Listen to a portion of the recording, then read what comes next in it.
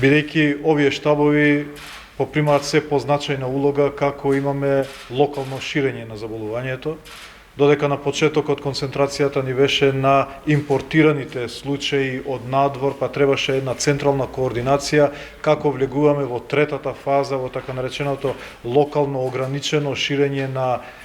заболувањето. Општинските штабови попримаат се поголемо значење, меѓутоа се разбира тука е потребно координација помеѓу централната власт и општинските штабови и во превентивните мерки, меѓутоа и во мерките за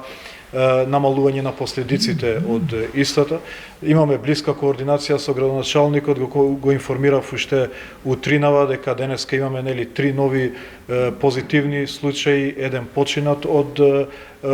Прилеп, со што вкупно бројката е околу 75 позитивни, односно 2 починати, со што и локалните мерки кои што се превземаат треба да продолжат во ист интензитет. Сакам да им честитам, да им се заблагодарам на граѓаните за ова самопожртвуваност, ова охрабрување и дисциплина која што ја покажуваат и во Прилеп и насекаде низ државата. Сакам да се заблагодарам и до Министерството за одбрана и за армијата за ова дополнителна помош што им ја дава на општинските штабови во сите нивни цивилни потреби за справување со епидемијата. И тука како координатор можам да кажам дека сите механизми на владата да им се помогне на општинските штабови во нивната локална проценка, се разбира во координација со експертите од Министерството за здравство, за да им се излезе во пресрет на општините и потребите на граѓаните за што побрзо да ја локализираме оваа состојба и да излеземе посилни од неа. Благодарам многу за внимание.